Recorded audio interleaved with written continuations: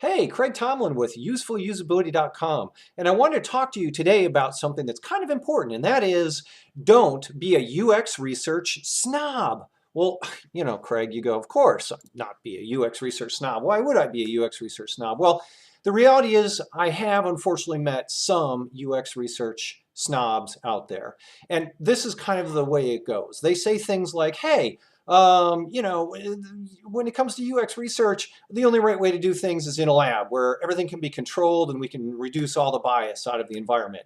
Other people say, oh gosh, the only right way to do it is in person or remote moderated testing. Don't use remote unmoderated testing like user testing or try my UI or something like that because that's not a great way to do it and that's really bad.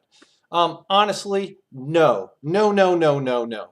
The cool thing about UX research and UX research tools is there are many, many different kinds of UX research tools, and they all can help to solve different kinds of questions about user experience. So, as an example, there may be some times where the speed and efficiency and low cost of unmoderated remote testing like user testing or try my UI or one of those other ones is perfectly great. There could be other times when, for example, it makes more sense to be in a lab where things can be a little bit more controlled. Here's the issue.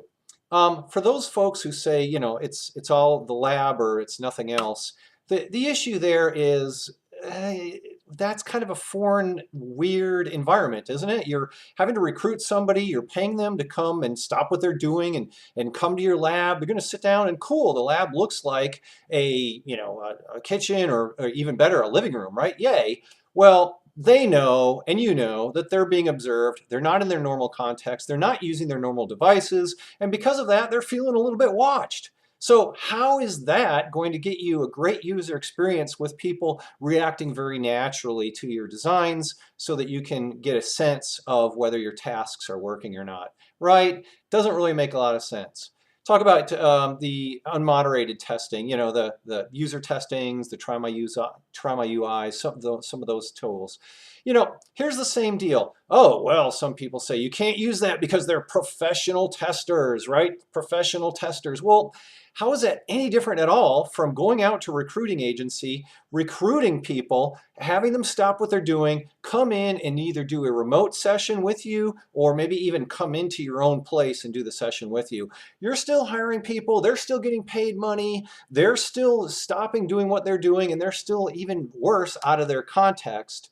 And so I'm not sure I understand that. The other issue is I've never had a problem with customer service. For example, with all of those different unmoderated remote tools, if I've ever had somebody that I felt wasn't doing a good test or wasn't really a good persona or just was going through the motions and not really doing what they were supposed to be doing task-wise, all I had to do was reach out to customer service. 100% of the time, customer service would say, oh, you found that wasn't working for you. No problem. We will replace that particular participant with another participant. Okay? So boom, that solves that kind of problem. It really has a lot to do with using the right tool, knowing how to use the right tool to get the correct information.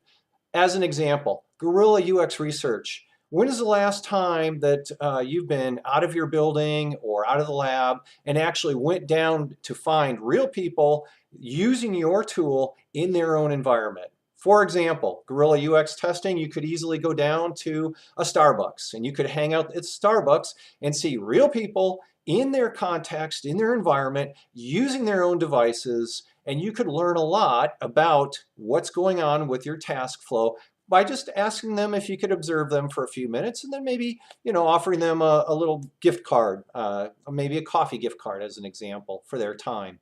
So don't be afraid to get out and try different kinds of UX research and UX testing. Do not be afraid of that. Put that in your heart that you're actually going to give that a try.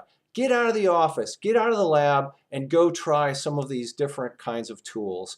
I think you'll find that they are a great resource for you, and hopefully you're already doing that, and you are not one of what I would classify as the UX research snobs. So now you know, don't be a UX research snob. Instead, Open your heart to trying different types of UX testing depending on what your question is. All right, thanks so much for watching. Craig Tomlin with Useful Usability, and I'll look forward to talking to you again soon.